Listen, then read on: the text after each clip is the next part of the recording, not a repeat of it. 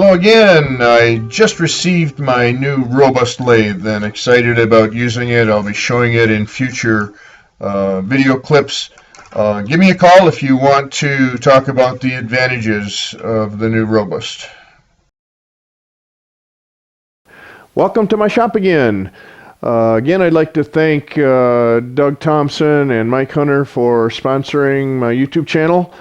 And today we're going to do a shallow plate platter with a square edge. So we wanted to capture the essence of the color and character of this in a shallow plate like this. And I left the edges square, relatively square. There's a little bit of roundedness to the edges here.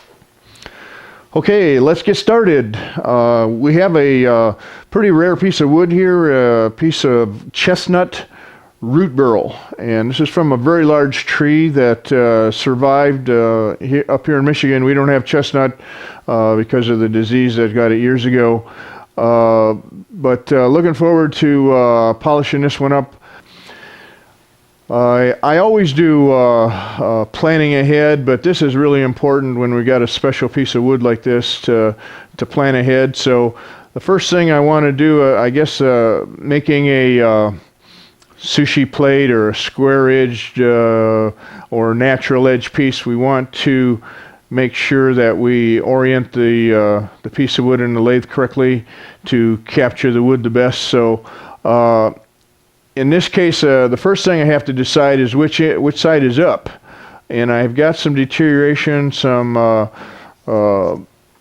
punky stuff around that I need to deal with. So I'm going to make this the bottom, because the top is more stable, and so I'm going to have the bottom towards the tailstock, and I'm going to put it between centers and get it all lined up in the best position possible. First thing, you notice how the weight went down to the bottom, so I've got to lift it up to get closer to the center and kind of get the weight distribution fairly close. The weight on the balance point means that I can get the lathe speed up. The lathe speed up is going to be important because of the wings and the airspace is going by. All right. So use the laser, and I'm going to catch the laser, maybe about a 1/4 inch in from that corner, and then look at the other corner. Okay, that's not too bad. That's about a 1/2 inch in. That's about a 1/4 inch in. That's good. In the fourth corner, I missed completely. All right, so let's get into this fourth corner here. I'm going to go right on the corner, and then look how much I have left over here. I've got, about 3/4 of an inch there. I got almost an inch there.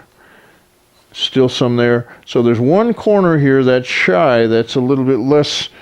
So I'm going to move that over, move the whole blank over just a little bit to bring that corner in at the same place that the other 3 corners are. So let's hopefully make a minor adjustment here. Now the second thing we need to check is the wobble. We need to see if this piece is running relatively true. See how it wobbles a little bit?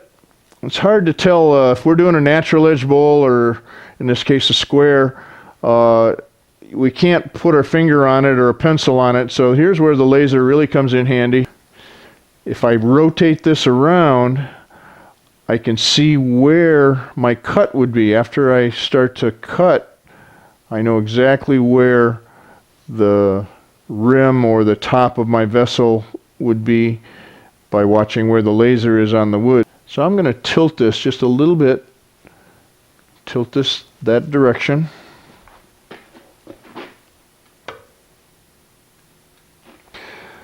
Now since this is going to have square corners on it, I can't take it down to round first. So I've got to deal with the air spaces throughout the entire project. My main purpose here is just to get rid of the chainsaw cut and see what's left for where my bowl depth is going to be. I'm making a push cut here right into this side, just deep enough to get rid of the chainsaw marks. Each little notch has a bevel support, so there's no bouncing. Nice clean cut. Now I've got it on the glue block and the faceplate and the glue block. I've got my secure grip now that I have the axis established between centers, and it roughed out a bit. Now I'm ready to make the bowl. Normally in a bowl, we're going to do this backwards, because normally in a bowl you do the outside shape first because you can see the contour of the outside.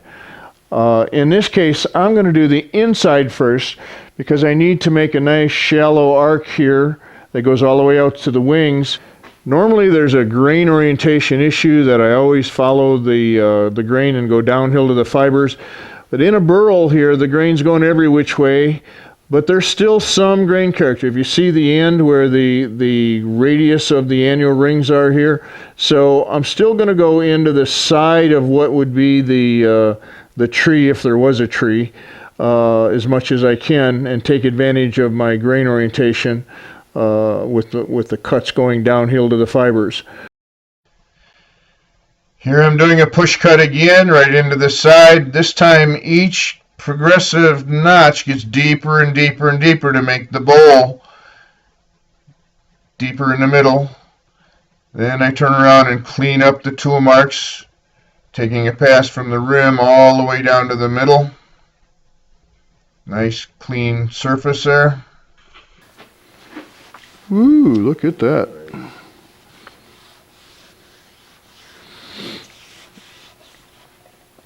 We can evaluate the curved surface with a ruler and see how deep we are and see the shape develop by evaluating a curved line with a straight line. We can watch the shape nicely, so we'll do that now and then. We'll check it, but I want a very clean cut from all the way from the rim all the way to the bottom. And I just sharpened so that I have a brand new sharp edge, trying to get this as clean as I can get, as well as the shape involved.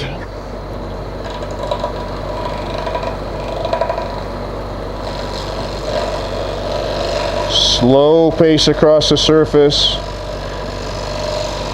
Steep angle, a little bit of a steeper angle. The burl has a texture that's going every which way, so I don't have a grain pattern to follow, so the cleaner the cut can be, the less sanding I'm going to have to do.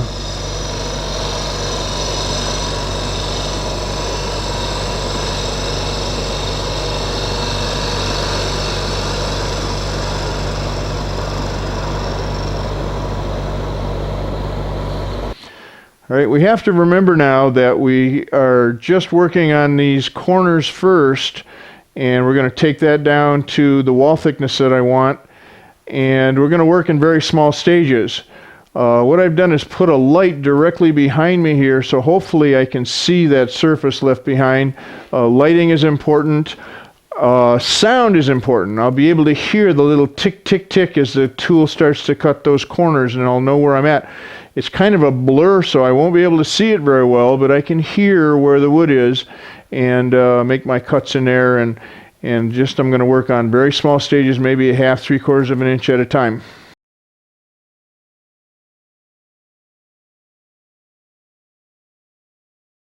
Now, if you can see in the camera, I'm certainly not going to touch it, but you can see the light on the wings here, even though there's just 4 little corners sticking around there. You can actually see that depth of your cut right there where the tool marks are.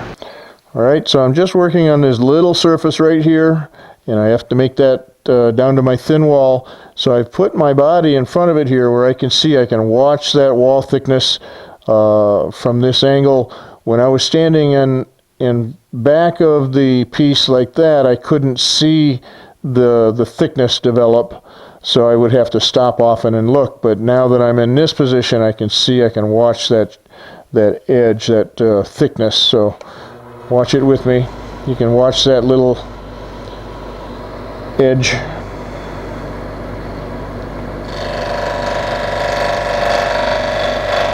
I'm going to leave this maybe about a 1/4 inch thick.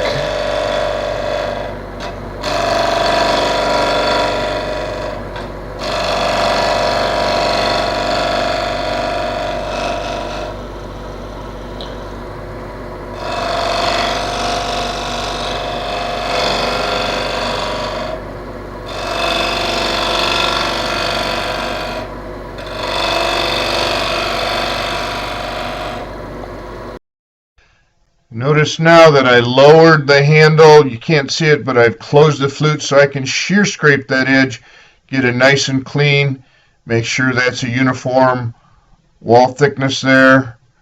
And before I go on to the next stage, make sure that it's cleaned up nicely.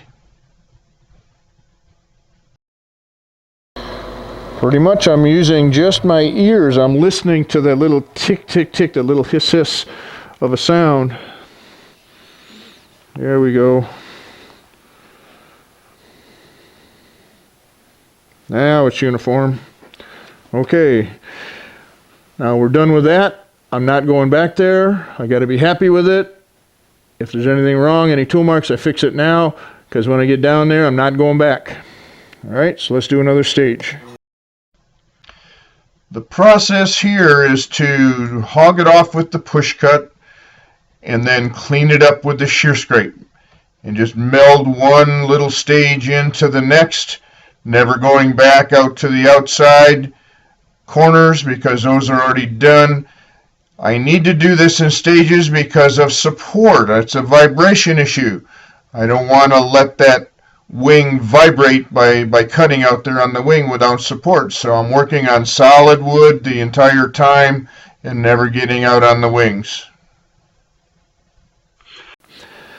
Now when I get this diameter down of the waste wood down below the narrow part of the dish, I have to make a decision of how big I want this foot to be, where it's going to sit on the table.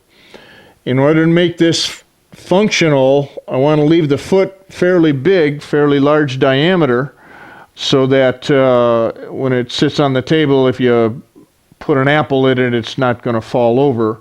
So I'm going to stop here with the sidewall and create a little bit of a foot here where I want it to be while I still have room from my glue block. I'm going to just clean this surface up and get it ready so that when I reverse it, I don't have to work on the outside of the vessel, and when I reverse it, I can just work on the bottom foot of it. Here I'm creating the height of the foot, how tall it is, and the diameter of the foot, and cleaning it up. Okay, the idea here is I wanted to make a nice soft landing between the bottom of the plate and the foot so that I don't have to sand. So there's a nice little radius right here so that I can easily sand this with just my fingers and not have to worry about a corner or anything to sand in, any detail to sand in. And then this is where it's going to sit on the table out here.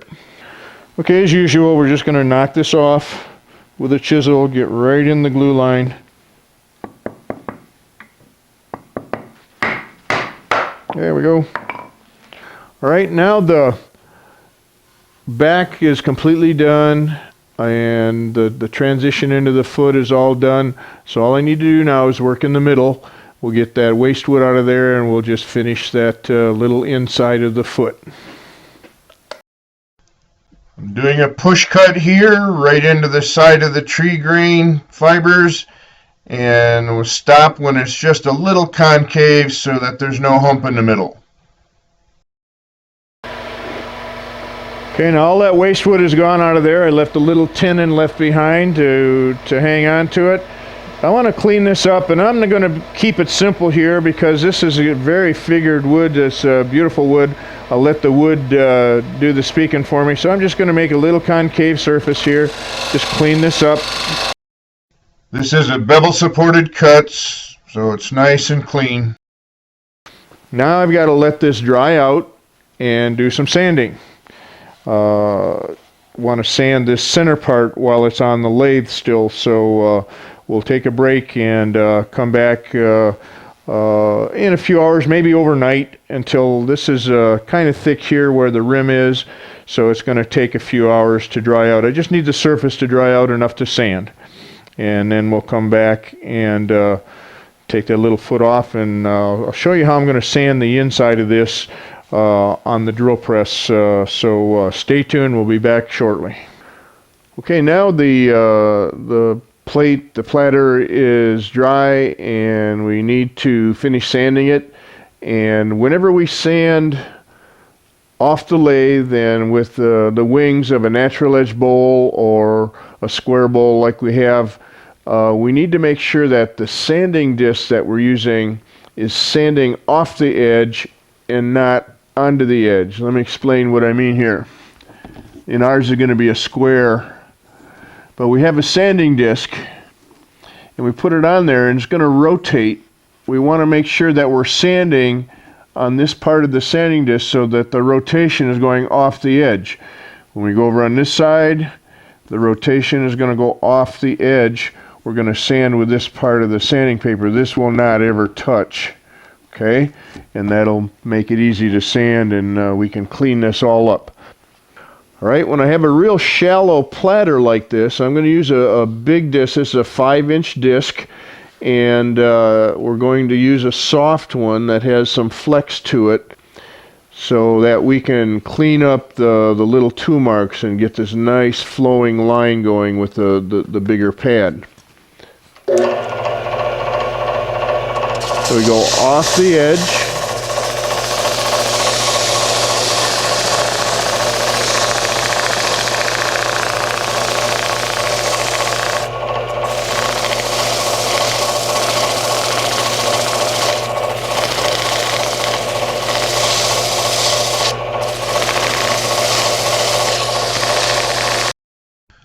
Okay, now you just go through the grits and get finer and finer grits and clean this all up.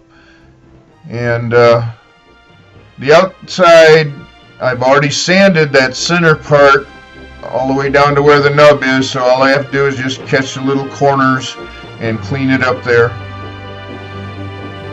Thanks for watching. Fun little project. Don't forget to subscribe. And keep in touch. I'll give you more information on the Robust soon.